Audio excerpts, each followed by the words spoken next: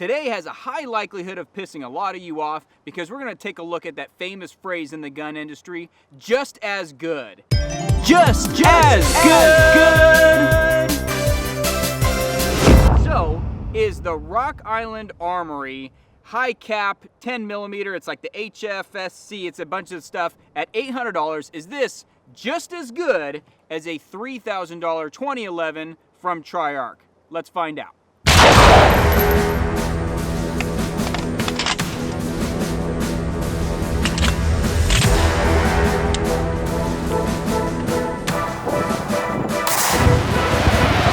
I got one. Look at that.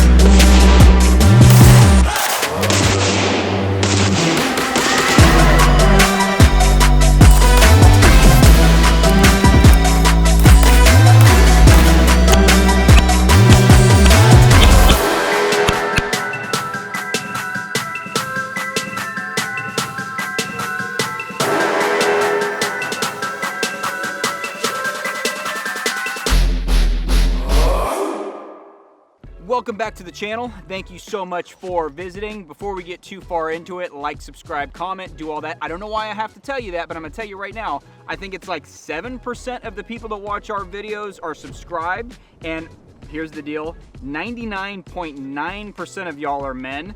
I don't know the 0.1% women that are watching, but if you're out there, hi, it's probably my wife, Bree. Hey, sweetie. Anyway, getting into this episode today, we're gonna be taking a look at just as good. So, when I got into the gun industry, and I work for high-end 1911 and 2011 manufacturers, Cabot Guns and Alchemy, so obviously very high-end stuff. There's a statement that I hear all the time, especially on Facebook groups, and Facebook groups are kind of like cancer, okay? You get in there and it just spreads and it's just crazy stuff. So Facebook groups are notorious for saying just as good. So one of the guns that I've seen people in the 10mm Facebook group talk about is the Rock Island, and I have to read this because this is a really long name. The Rock Island Armory 1911 A2 Rock Ultra FS, don't know what that means, HC, high capacity 10mm. So this is a 10mm gun right here, and it costs $800. So there's a lot of people that talk about these guns. First off, how did I get this gun? I bought it. I saw it on Gunbroker, and I actually bought two. One of my buddies wanted a 10mm, and I'm not a big fan of 10mm, but I figured if I'm gonna get one, I'm gonna just get a cheap beater gun and see how it is. And so I bought two of them, one for him, and this one is mine. So let me take you through the Rock Island. People call it like the Big Rock or something like that, but I don't know. Anyway, Rock Island Armory. This is a cheap high cap. Now, if you saw the video on the Alchemy Quantico high cap, that is a 2011 style gun. There's a few differences, but this is basically what you call a para style high cap. So without becoming like forgotten weapons, back in the 80s, there was a Canadian, a couple Canadians, and they took Colts and they wanted to make them high caps. So they made high capacity lowers that you could then take a Colt upper on, and then you could have, I don't know, I think it was like 14 rounds of 45 ACP in your 1911. So they made a new trigger, they made a new grip safety, and they made a whole new lower that you could do that with. Eventually, Para started making guns under the name Para Ordnance, and then they were purchased by Remington in the early 2000s, and Remington started making these Para-style high caps. And Remington did what Remington does, and Remington went bankrupt. So we don't know if we're gonna see any more Remington-style high caps, but the cool thing is patents have run out on this, so now there are companies overseas making these cheap Rock Island Armories, and I say cheap, and I mean cheap, Rock Island Armory single stacks, and then this one is a high cap. So this is made in the Philippines. So just getting down, I'm gonna start from top to bottom, and then I'll compare it to the Triarch. If you wanna see my Triarch review, go back, it was like 8 months ago or something like that. Just go scroll through, you see my Tri-11 review. But starting from the top of the gun, It is a cast. Now, somebody tell me if I'm wrong, but I am 99% certain it is a cast slide and cast frame, but I know for a fact it's Parkerized. And so if you look at different finishes, you've got like bluing, DLC, Cerakote, all that stuff. And then this is just a Parkerized finish. This finish is not very good, but here's the thing, it's $800, so I'm really not whining about it. But it's like every time I touch it, it seems to suck all the oil out of my hand, and no matter what I do, it just, you know, looks kind of crappy. And also it's starting to wear off. I've only shot like 70 rounds through it, and it's already starting to wear off where the dust cover meets the slide. So it's wearing off. Also, on their machining, okay, on their website, they talk about like, you know, super awesome machining. The machining on this is not good at all. Like the actual slide itself, got a cool bird kind of tweeting in the background. That'll be interesting. The slide itself actually like kind of curves up, and it has all these weird little machine marks. I don't know, maybe they just cast it and said, screw it, it's good enough, and didn't actually machine it. But the bottom of the slide in front of the dust cover, it's got a little U shape to it. So overall, machining quality is subpar, but again, it's $800 made in the Philippines. Coming up to the front, we have a fiber optic front sight. They bill it as a red fiber optic front sight. Busy, what color is this? Orange. This is orange. This is an orange fiber optic front sight. So I don't know if the tube is like, you know, old and faded, but it's orange. Now, can I see it? Yeah, I can see it fine.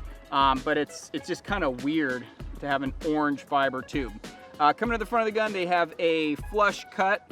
Nah, it's not flush cut. I take that back. It is a crowned barrel, not a flush cut and crown. But it's like a baby crown. So I see people in the just as good category. They say, oh, it's got that awesome crown to help protect your rifling, and you know that's one of the benefits of crowning your barrel. But this is like the weakest little crown that I've ever seen. But it is a crown barrel. Coming on top, we have this in 10 millimeter. Now 10 millimeter guys are, you know, just as good guys are fine. There's a lot of them out there. 10 millimeter guys are some of the most annoying people I've ever seen on the internet. Because if you think 45 ACP dudes, like, you know, they think that 45 ACP will throw you across a room. 10 millimeter dudes, they think that like one of these rounds is gonna cause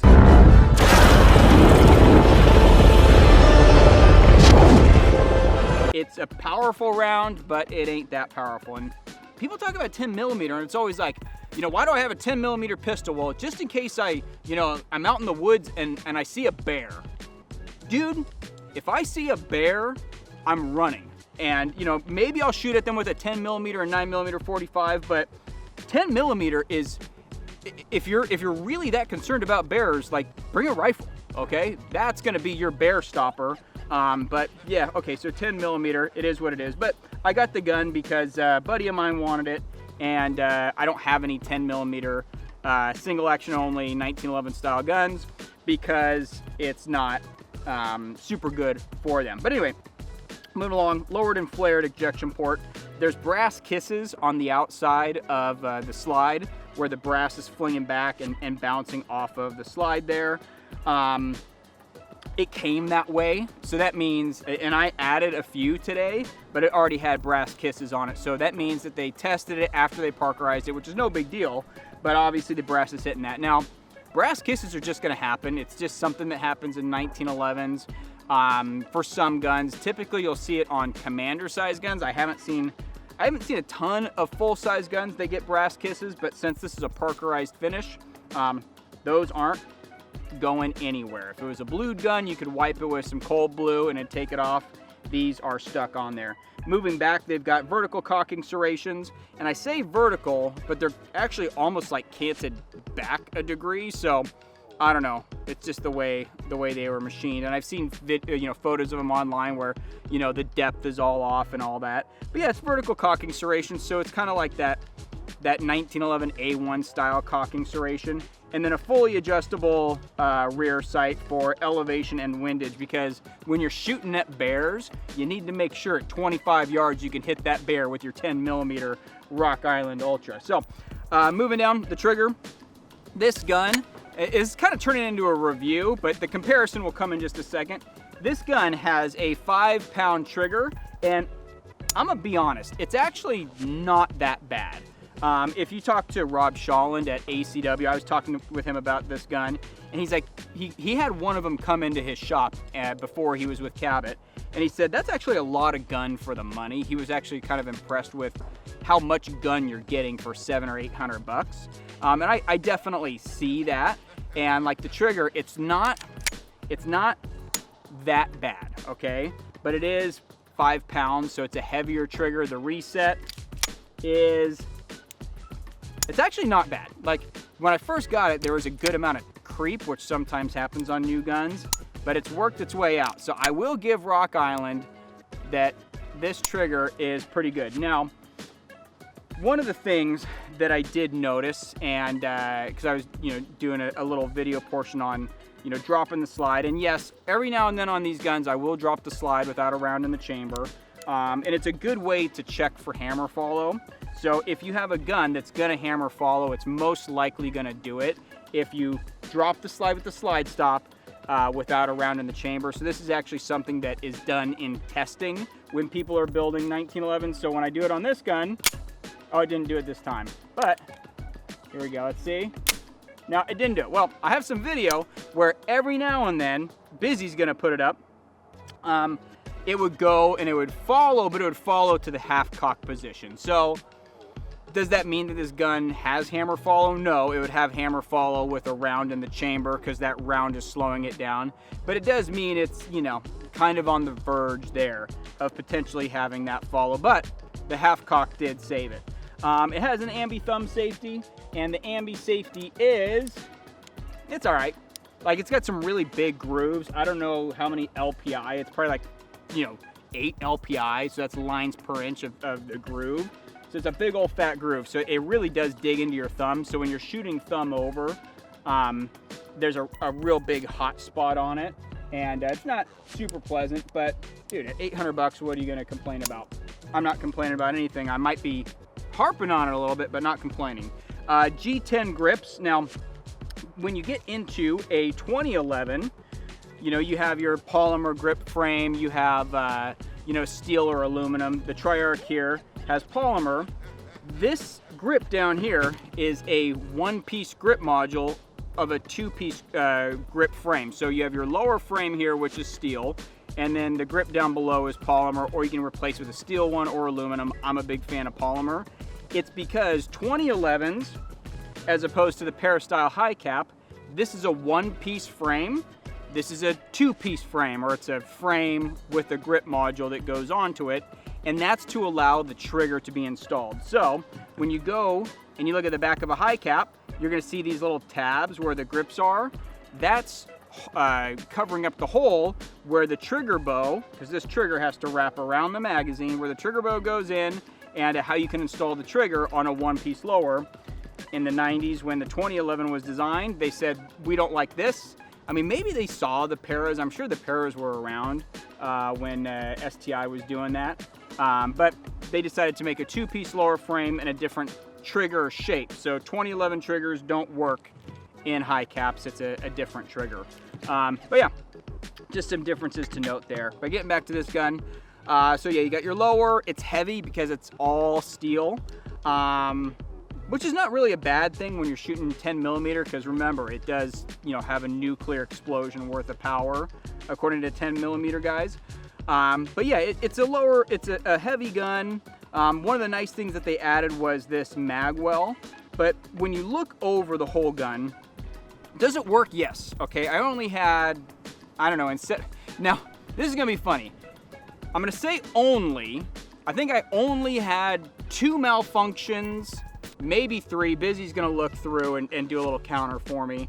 So I had 2, maybe 3 malfunctions throughout 60 or so rounds. Now, I didn't shoot a lot just because, it's 10 millimeter and I don't want to have to buy a bunch of that. I feel embarrassed when I buy it. But, it's not a lot of rounds, but to have 2, maybe 3 malfunctions inside of that amount of rounds, that's definitely something to be wary of. And it has probably a lot to do with these mags. So these are not 2011 mags. These are the Para-style high-cap mags. And they're made in Italy. So these are probably from Act Mag in Italy. So we'll talk about that in a second. But getting back to this gun, I already talked about cast frame, cast slide. But here's the other problem, is cast small parts. So the trigger, or the hammer, when you look inside the hammer, you can see the casting mark where they poured the molten metal into a cast. So it might be MIM, so metal injection molding, which is another way to mold intricate small parts. But honestly, just the way the cracks and the grooves are, it's probably a cast hammer. But somebody in the comments tell me if I'm wrong. If it's MIM, I will apologize. But cast, the slide stop is definitely cast or MIM. The thumb safety, again, a cast thumb safety or MIM thumb safety. So to get to 800 bucks, you are cutting a lot of corners. So over here on the Triarch, now a couple things before I go all the way over here to the Triarch. If you're like getting really pissed off right now that I'm not saying that this is the best gun in the world, but it's not the worst gun in the world. And if you're thinking that I'm biased because I like expensive things, go back and look at my review of the Bull Armory SAS2 ultralights and all that. Those guns are only slightly more expensive. In fact, I think their full-size high cap, which is actually a 2011 style high cap, I think it's only like 950 bucks. So for $150 more than this gun from the Philippines, you can get one from Bull Armory from Israel, and I gave that gun very high marks. So price isn't a thing for me. MIM isn't an immediate disqualifier for me if you look at that video. But when it comes to this gun and everything, it's not a disqualifier, but it's cheap. All right, like just understand, when you're buying a cheap gun, you're gonna have cheap gun results. And I know in the comments you're gonna be there, I've put hundreds of rounds through and no malfunctions. Yeah, man, like that's not the point. The point isn't like, well, I guess it is kind of the point, it's a gun, but if you have a cheap gun, it's for a reason. There's cheap parts in here. Also, the frame to slide fit on this is atrocious. Like they just slapped it together.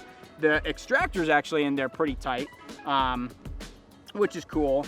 But you know, it just the grip safety, everything. It's not fit. It's just like put together there in the Philippines. And then when you get down to these mags, here's another thing. These mags, they're 40 mags. They also do 10. It's 10 millimeter 40. It comes with one mag. The reason I have two mags is because I bought two guns, so I'm using my buddy's mag for this review here. Here's the problem. If you don't like 2011s because the mags are too expensive, you're gonna hate this cheap high cap, because I couldn't find these mags in stock anywhere right now. I saw a review a couple years ago saying that these mags were like 20 bucks. Right now on Gunbroker, I see a guy selling them for like 80 bucks a pop. 80 bucks for these mags here. 2011 style mags for this gun, MBX. I don't use MBX mags. I don't see any point in it. The STI ones, the new Gen 2s work fine. So I don't spend that extra money on them, but they're like, 55, 60 bucks, which is still expensive, but you're doing better. So this gun here, I've really harped on it. You can go back and look at my review of the $3,000 Tri-11. Is this just as good as this gun? No, it's not just as good as this gun. This gun has tens of thousands of rounds in it and has had, I can tell you, 0 malfunctions. I had one before with a threaded barrel that I had some malfunctions on it, but it was all due to the booster and my suppressor being dirty. But this specific gun, I've had 0 malfunctions in it. And this is, a super reliable gun. This gun right here is gonna be, it's billet steel. So it's not, you'll have cast frames and slides. You can have forgings, which are just forged together and then the final machining is done, or done from billet. 2011s are most often done from billet. It's just a cheaper way to do it. Plus there's no casting for 2011 lowers that I'm aware of. So it'll be a billet steel upper, billet steel lower. The frame to slide fit is better, the trigger is better, the reliability is better. The weight balance is You know, when you have a full mag in here, I would say it's better. Empty, I actually like the weight balance on the Rock Island a little bit better. But mag catch is better, trigger is better, sights are better. You know, everything is better on this gun. So what I'm trying to say is this Rock Island is not just as good as this $3,000 Tri-11. Now, does that mean you should not get a Rock Island FSHC, I don't know all the stuff, in 10 millimeter? No, not at all. If your budget is 800 bucks and you're looking for a gun that's 10 millimeter, I know they make them in 9 as well, with they've got like the tactical style too. This is a perfectly acceptable gun for $800. So if you made it this far, you just as gooders, or people that, you know, are gonna be mad at me right now, calm down. I'm keeping this gun because I like it. It is $800. It is not crazy expensive. This is one of those things where it's so heavy that if, you know, if it didn't work, which is, you know, possible, I could just throw it at somebody and I'm gonna have a, you know, what do you call that? A projectile, a thrown projectile, okay? So this is a good gun for the money, for 800 bucks. There is nothing wrong with it. It is fine. Just don't tell me that this gun is just as good as this gun, because it's not. It's two different things. So just as good. Season 1, episode 1. I'm gonna be surprised if the subscriber count doesn't tank after this one. But guys, this is a thing that's gonna happen. Just as good.